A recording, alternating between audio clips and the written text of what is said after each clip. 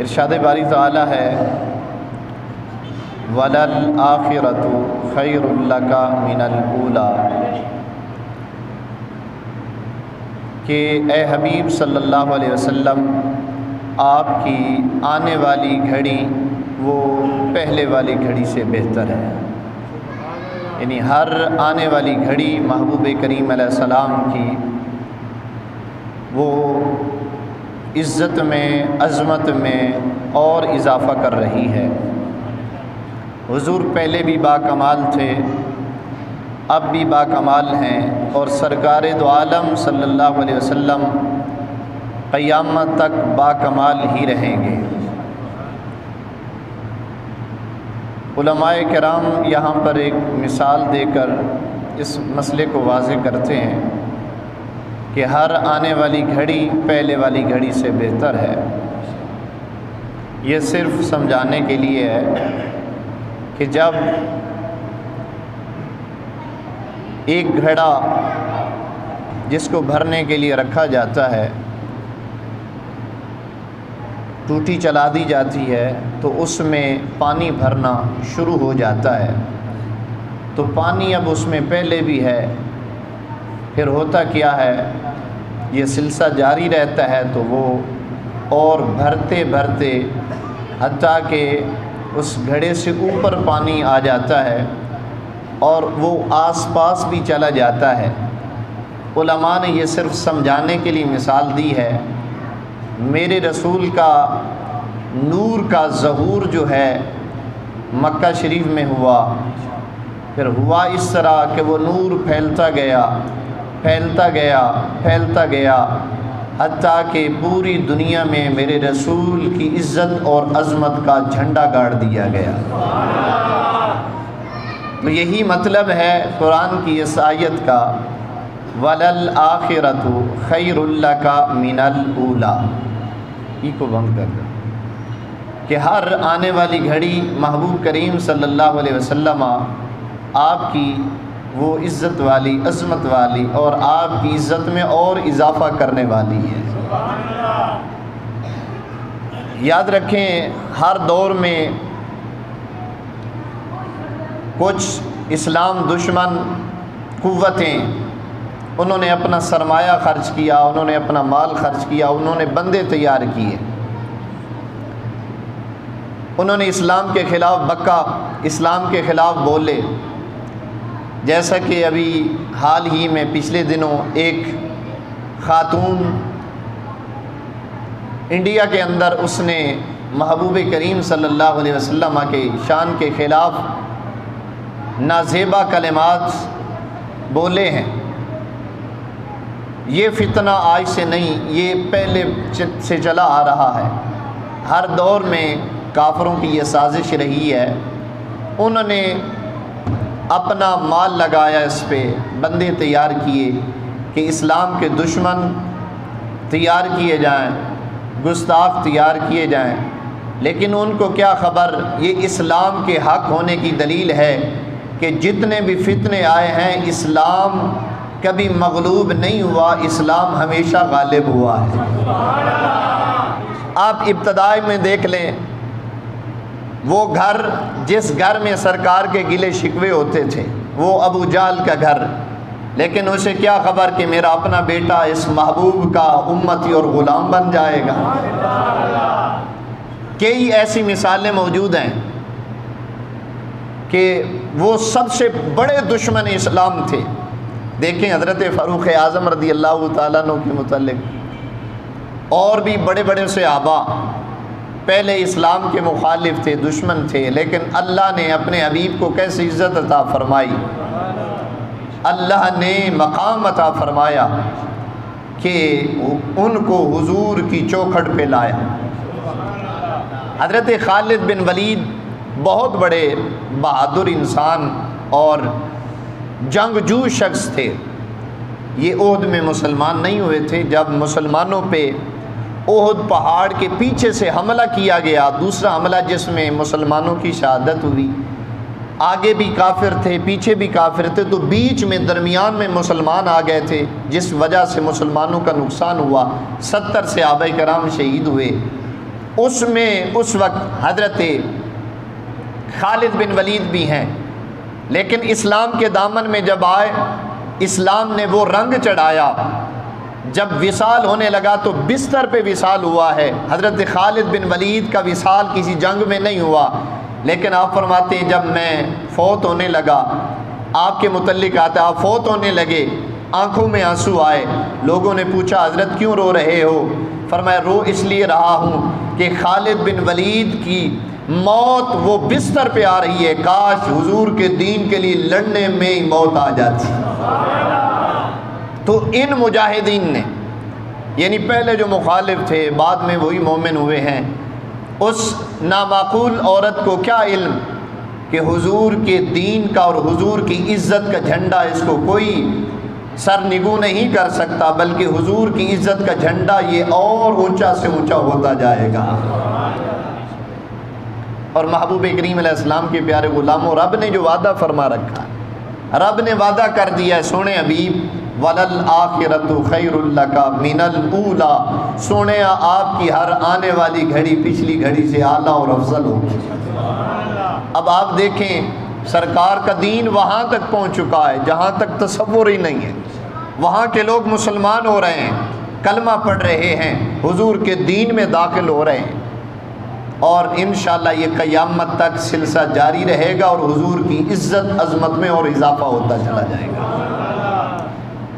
ایک تفسیر یہ ہے، دوسری تفسیر علماء نے یہ بھی لکھی ہے کہ آخرت سے مراد آخرت ہے، اولا سے مراد دنیا ہے، کہ اے حبیب صلی اللہ علیہ وسلم آپ کی آخرت دنیا سے بھی اعلیٰ ہوگی، دنیا سے بھی بہتر ہوگی۔ اب کسی چیز کا موازنہ کرنا ہو تو اس کا مقابل دیکھا جاتا ہے۔ اب حضور کی آخرت بہتر ہوگی، اب تھوڑا سا دنیا میں دھیان نہ دے دیں، سرکار کی دنیا کیسی تھی، سرکار کی دنیا میں عزت اور مقام کیا تھا، یہ سرکار کی دنیا ہی ہے نا یار، توجہ فرمائیں، سرکار کی دنیا ہے نا۔ اگر درخت کی طرف اشارہ کرتے ہیں تو وہ اپنی جڑوں سے اپنے آپ کو اکھیڑ کر اپنا رابطہ تعلق زمین سے توڑ کر حضور کے قدموں میں حاضر ہو جاتا ہے، یہ سرکار کی دنیا ہی تو ہے۔ قتادہ کی آنکھ کا ڈیلا نکل جاتا ہے، حضور کی بارگاہ میں آتا ہے، تو سرکار کی یہ دنیا ہی ہے نا۔ سرکار لعاب لگاتے ہیں، ڈیلا فٹ ہو جاتا ہے، تندرست ہو جاتا ہے، اس میں نظر آ جاتی ہے۔ یہ سرکار کی دنیا ہی ہے کہ جس میں ابو جہل کے ہاتھ میں وہ پتھر وہ کنکریاں بھی کلمہ پڑھ رہی، یہ سرکار کی دنیا ہی ہے نا۔ تو جس نبی کی دنیا اتنا اعلیٰ ہے، اس نبی کی آخرت کتنا اعلیٰ ہوگی، آخرت کتنا اعلیٰ ہوگی۔ یاد رکھیں حدیث پاک میں آتا ہے، صحیح سند کے ساتھ یہ حدیث پاک ہے، محبوب کریم علیہ السلام ارشاد فرماتے ہیں کل قیامت کے دن کعبۃ اللہ یہ چل رہا ہو، کعبۃ اللہ اللہ کا گھر چل رہا ہوگا، اس سے میری ملاقات ہوگی، میں کعبے سے پوچھوں گا اے کعبہ کدھر جا رہے ہو؟ کعبہ جواب دے گا یا رسول اللہ آج رب کی بارگاہ میں سفارش کے لیے جا رہا ہوں، رب کی بارگاہ میں سفارش کے لیے جا رہا ہوں۔ آقا فرمائیں گے کن کی سفارش کے لیے جا رہے ہو؟ کعبہ عرض کرے گا سونا ان کی سفارش کے لیے چلا ہوں جنہوں نے میرا طواف کیا ہے، جنہوں نے مجھ میں پڑے ہوئے حجر اسود کے بوسے لیے ہیں، جنہوں نے چکر لگائے ہیں میرے ارد گرد، میں ان کی سفارش کرنے کے لیے جا رہا ہوں۔ جو عمرہ کرنے کے لیے آئے تو طواف کرتے رہے، جو حج کرنے کی غرض سے آئے تو طواف کرتے رہے، آج میں ان کی سفارش کرنے کے لیے جا رہا ہوں۔ سرکار کی آنکھوں میں آنسو آ جاتے، کعبہ پوچھے گا یا رسول اللہ یہاں پر اس کی وجہ کیا ہے، آنسوؤں کی حکمت کیا ہے؟ سرکار فرماتے ہیں کئی میرے ایسے غریب امتی بھی تو ہوں گے نا، کئی ایسے میرے مسکین امتی بھی تو ہوں گے نا جنہوں نے تیرا طواف نہیں کیا، جنہوں نے حج نہیں کیا، جنہوں نے عمرہ نہیں کیا، ان کے پاس وسائل نہیں تھے، ان کی خواہش تو تھی لیکن طاقت نہیں تھی کہ وہ سرمایہ خرچ کر کے تیرا طواف کرنے کے لیے آتے۔ اے کعبہ، ان کا پتہ ہے کیا بنے گا؟ یا رسول اللہ میں تو سفارش کروں گا ان کی جنہوں نے میرا طواف کیا ہے۔ میرے آقا فرمائیں گے اے کعبہ پھر سن لے، تو سفارش کرے گا ان کی جو تیرے پاس چل کے آئے تھے۔ فرمایا جڑے غریب چل کے نہیں آ سکے محمد انہاں دی سفارش فرماوے گا صلی اللہ علیہ وسلم۔ اللہ اور پتہ ہے نا، نعرہ رسالت، نعرہ خلافت، نعرہ حیدری، توجہ ہے نا آپ کی؟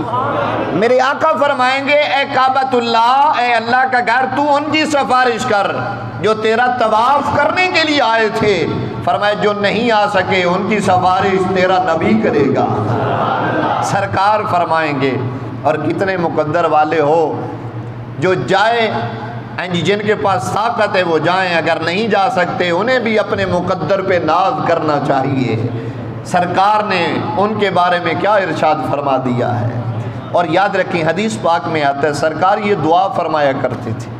اگر آپ کی توجہ تو میں وہ لفظ پڑھوں جو سرکار ارشاد، جی ادھر والی بھی بولے نا سبحان اللہ، اللہ آپ کی محبتوں کو سلامت رکھے۔ میرے آقا کریم علیہ السلام یہ دعا فرمایا کرتے تھے، کون سی؟ فرمایا اللہم احیینی مسکینا۔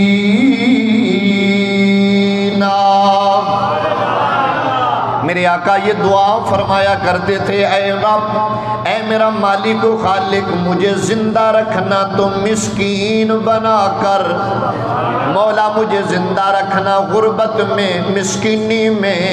میرے آقا آگے یہ جملہ ارشاد فرمایا کرتے تھے، رب کی بارگاہ میں ہاتھ اٹھا کر عرض کرتے تھے اے اللہ، اللہم احیینی مسکینا وامتنی مسکینا واحشرنی فی زمرۃ المساکین یوم القیامہ۔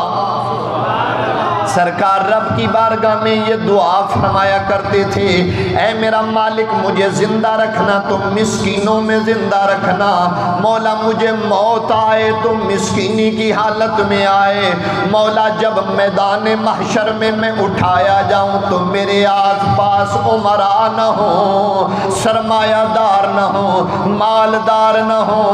یا رسول اللہ کن کی خواہش فرما رہے ہیں؟ آقا فرماتے ہیں اے اللہ جب میں میدان محشر میں آؤں تو میرے ارد گرد غریب ہوں، مسکین ہوں۔ یہ شان ہے، یہ شان ہے، یہ مقام ہے غربت کا۔ لیکن یاد رکھیں غربت بھی امتحان ہوتی ہے، امارت بھی امتحان ہوتی ہے، رب مال دے کے بھی امتحان لیتا ہے، رب مال لے کر بھی امتحان لیتا ہے، رب مال دے کر امتحان لیتا ہے کہ میں نے دیا میرے راستے پہ خرچ کرتا ہے یا نہیں کرتا۔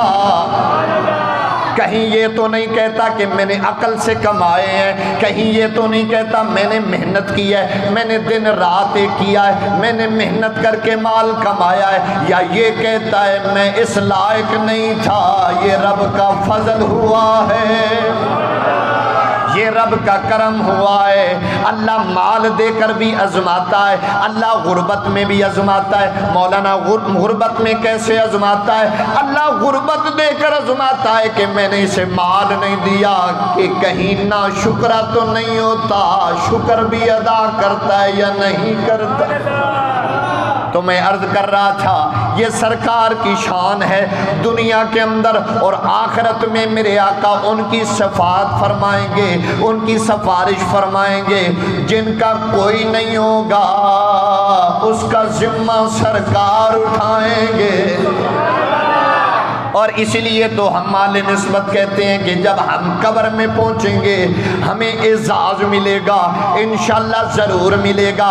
یہاں دنیا میں رہ کر نبی کی عزت کرنا سیکھو، پھر تمہاری عزت قبر میں بھی ہوگی، میدان محشر میں بھی تمہاری عزت ہوگی، نکیرین اور فرشتے بھی تمہاری تعظیم اور عزت کریں گے، اور ہم صدا لگائیں گے، اعلان کریں گے نکی